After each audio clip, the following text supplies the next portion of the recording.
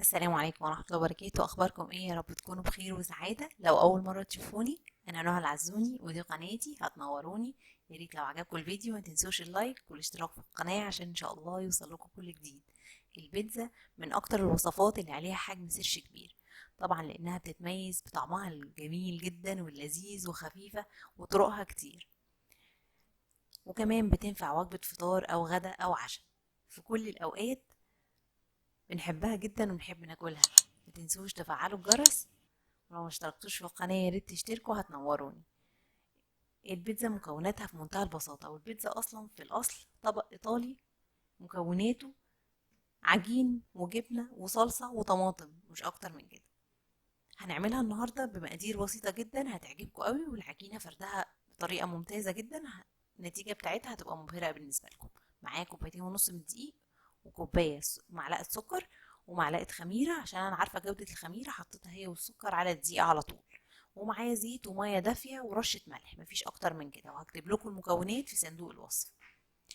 الزيت اللي معايا زيت زيتون، حطيته وقلبته كويس لحد ما بقى عامل زي الرمل، وبعد كده بدأت أنزل بالمية الدافية معايا شوية شوية لحد ما يتكون معايا عجينة إلى حد ما بتلزق وفي نفس الوقت متماسكة.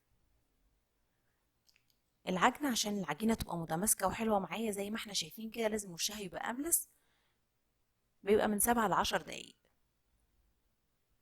بعد كده هنسيبها بقى لحد ما تخمر وتضاعف حجمها.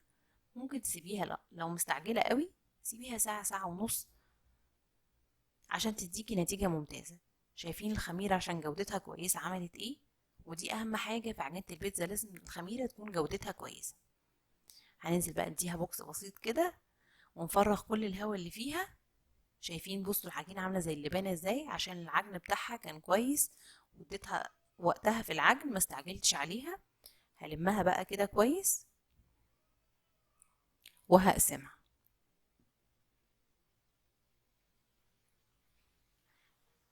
الكمية اللي عندي تعمل تقريبا بيتزتين، بيتزا حجم متوسط وبيتزا حجم صغير. في صينية مدهونة زيت هحط رشة بسيطة جدا من السميد أو دي الذرة، بيفرق جدا لما بتحطيه في صينية تحت البيتزا. هسيبها كمان نص ساعة ترتاح. معلش بتاخد وقت، بس النتيجة كويسة ومرضية. بعد ما سبتها ترتاح وخمرت تقريبا بعد نص ساعة، شايفين بضغط عليها ازاي من جوه، ما بجيش ناحية الأطراف تماما، بسيب الهواء اللي موجود في الأطراف زي ما هو، وبفرغ بس الهواء اللي موجود في النص بطرف صوابعي كده زي ما احنا شايفين، لحد ما بوصل اني افردها تماما في جميع الجوانب في الصينية وتبقى دايرة. ودي اسهل طريقة، اسهل من انتي تحطيها على السطح اللي بتشتغلي عليه وبعد كده تحطيها في الصينية. تمام، زي ما احنا شايفين كده خلاص عملتها ودي جهزت معايا. وهعمل التانية بنفس الطريقة. الضغط بس يا جماعة بيبقى من جوه مش من الجناب تماما، زي ما انتوا شايفين الجناب كلها بتبقى دايرة وكمان عالية شوية عن المنطقة اللي موجودة جوه.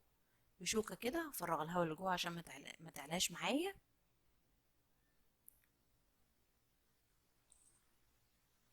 وهبدأ بقى انزل بالصلصة بتاعتي، والصلصة اللي عايز يشوفها انا كنت عملتها قبل كده، الصلصة الاصلية في البيتزا الايطالي هتظهر لكم فوق على الشاشة.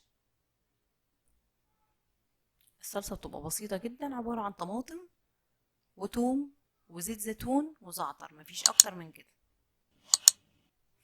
حط بيتزا كتير، صلصة كتير على البيتزا بتدي طعم حلو قوي، وكمان هي متملحة فمش هحتاج احط ملح على العجينة. معلقتين كبار كده، وزي ما احنا شايفين كده بوزعها بالمعلقة كويس من جوه لبره. هسخن الفرن على درجة حرارة 180 قبلها بربع ساعة. ايوه زي ما سمعنا كده ربع ساعة. لما تدخليها على فرن سخن قوي بتدي نتيجة ممتازة جدا للبيتزا. لو دخلتيها على فرن بارد ما بديش النتيجة اللي انت عايزاها خالص. وممكن كمان تسخنيها اكتر من ربع ساعة، تسخني الفرن بتاعك اكتر من ربع ساعة. لو الفرن بتاعك مقاسه 90.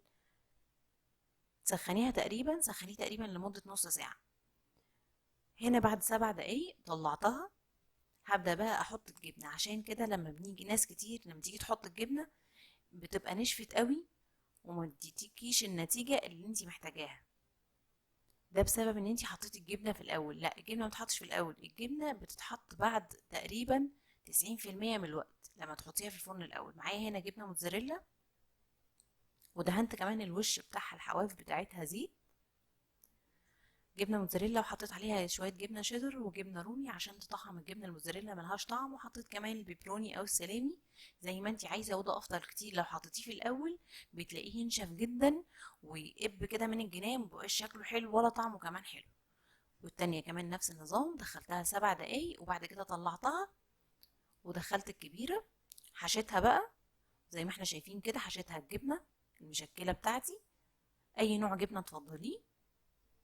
المطه اللي بنشوفها دي يا جماعه بتبقى عباره عن جبنه كتير، عشان ناس كتير قوي المطه دي يا جماعه بتقعد تسال ايه نوع الجبنه، ايه نوع الجبنه. لا، هو مش نوع جبنه والله، هو الفكره ان انت تحطي كميه جبنه كبيره قوي، وطبعا ده حسب اختيارك وحسب ذوقك في الاكل. بعد ما دخلتهم الفرن تقريبا كل واحده اخدت 12 دقيقه. عايزه تشغلي الشوايه وتنشفيها اكتر من كده براحتك، ده حاجه ترجع لك طبعا، بس هي كتيرها قوي عشان تبقى طريه كده معاكي ومستويه كمان من تحت زي ما احنا شايفين. ما تنسوش بقى السبسكرايب وتفعيل الجرس عشان ان شاء الله يوصلكم كل جديد. يا ريت لو عجبكم الفيديو ما تنسوش كمان اللايك. نحط بقى التانية. سواها الحمد لله ممتاز جدا، طعمها بجد حلو قوي. العجينة في منتهى البساطة، ما فيهاش اي تعقيد خالص ولا اي تكليف، مكونات موجودة في كل بيت، وهشة جدا، الاطراف جميلة قوي. وزي ما احنا شايفين طريقة الفرد كانت بمنتهى السهولة وبالايد، ما احتاجتش لا مردنة ولا نشابة ولا اي حاجة.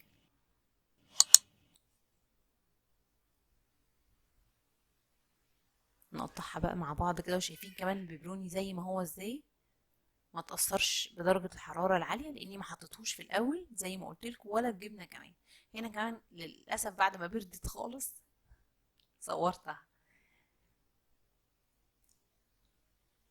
بصوا كمان مطة الجبنة حتى كانت باردة جدا، والمطة زي ما هي موجودة فيها برضو، لاني حطيت الجبنة بعد ما قلت زي ما قلت لكم بعد 7 دقايق من دخولها الفرن، بعد ما العجينة استوت.